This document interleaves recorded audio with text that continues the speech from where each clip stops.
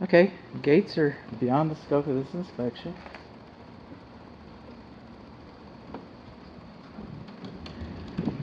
Chain's loose, chain's rusty. Gate is very quiet.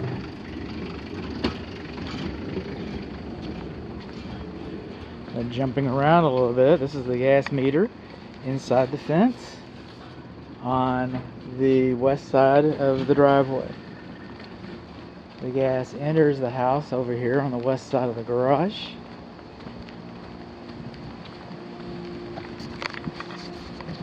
This is the main shutoff valve for the gas, and yes, it does take a wrench, but for some reason that's acceptable. So that's moving gas, but that's not what we're here for.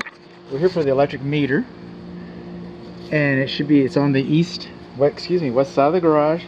Power's below grade. The meter box is actually sealed. That's nice. We have a single grounding rod. That was okay when this home was built. Today we want 2 grounding rods within 6 feet of each other. We don't have that. I'm gonna call it a deficiency. We're inside the garage, and these are our meters. These are our electric service panels, load centers, breaker boxes, call them what you will. They added another one over here for the gate. Also indicates that there probably was a hot tub here at one time, or they planned to install a hot tub, so there's some of the reasons for that. This is a 200 amp service panel. Okay, if this was installed today, and since it's a safety device, we would have rubber boots over L1 and L2 right here, and we don't have that. And those are not required in the quote-unquote sub-panels. Second panel and third panel. And the gate closes on its own accord after a while. So we're not required to have those protective boots right there, but should have it, as a safety device. What else have we got here? We've got what's known as stackable breakers. Some people call them cheaters. All right. In the spot of 1 breaker, we have 2. See that? And that's allowed. We go over here, and we can see inside the schematic, and they're showing us that it's okay to put stackable breakers in this electric service panel. We come over here to this sub panel, second panel. I don't have an illustration saying that we can do that, although it's happened. Now, is that acceptable or not? Honestly, I don't know. But I do not have an illustration telling me that it's acceptable. And without that illustration, I'm going to call it a deficiency.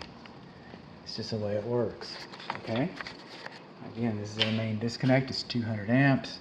The labeling, although somebody's been fairly fastidious about the labeling. How about this? See that circuit breakers? Those are printed. It's supposed to be printed. Those are printed labels for the circuit breakers. That's a good thing. Come on over here. See this? That's called handwriting, block printing, whatever you want to call it. That's not acceptable. It's not acceptable. Come over here on this one too. They're all handwritten. And again, they were very diligent. They're making good notations. And on this one, the manufacturer expects duplicity. So they should have been labeled here and there.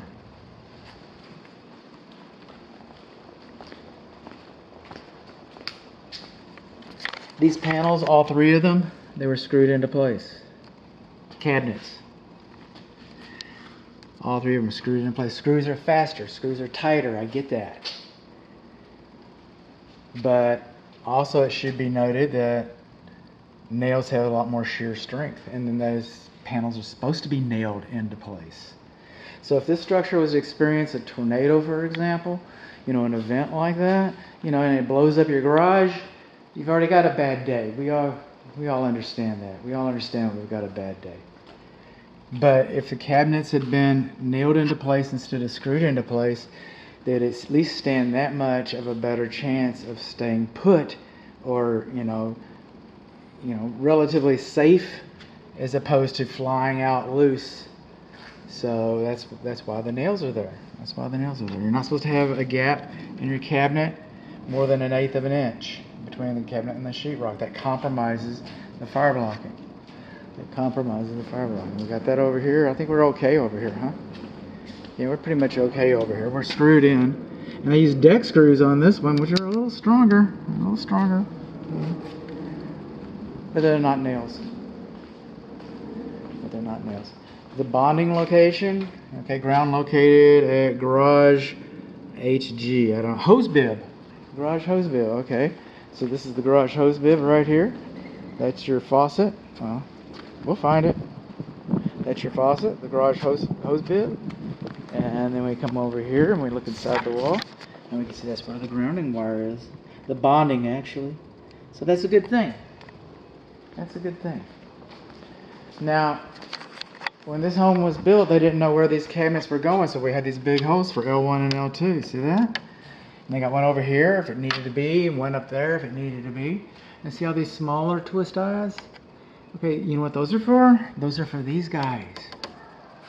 These smaller ones, those are for these guys. You're not supposed to put all these guys together. That's called bundling.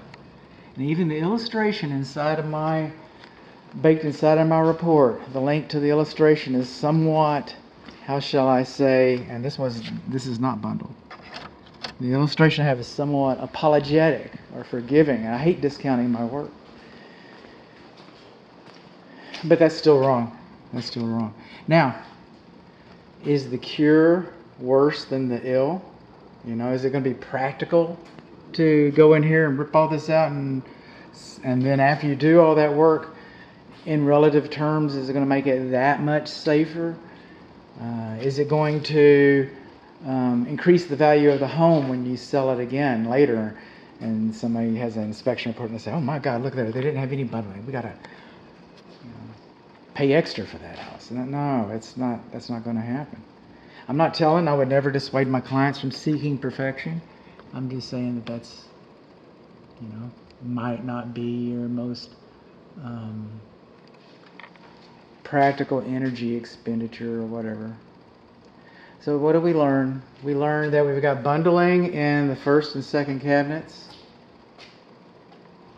We learned that we got gaps in the first and second cabinets that are wider than 1/8 of an inch. We learned that all 3 cabinets were screwed into place. Now I mentioned bundling already. Here's one. The main cabinet, the wires are not supposed to be in touch with the cabinet cover.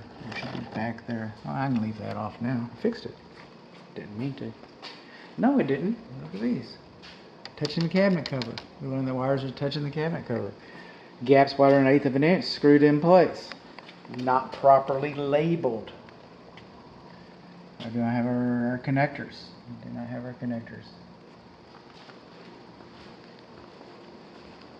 So is there anything wrong with this one? Just the screws? Oh, the screws and the labeling. Okay. Screws and the labeling with that one. This one, screws in the gap. Oh, also, we have the stackable breakers that I can't quantify. I'm going to call it a deficiency. I might be wrong. It's okay as long as you're taken care of. I can't quantify that these stackable breakers are acceptable. And that's about it. And labeling, screws, gaps, bundling. Stackable breakers over here. Don't have little rubber booties over there. Handwriting over here. Handwriting over here. Screws.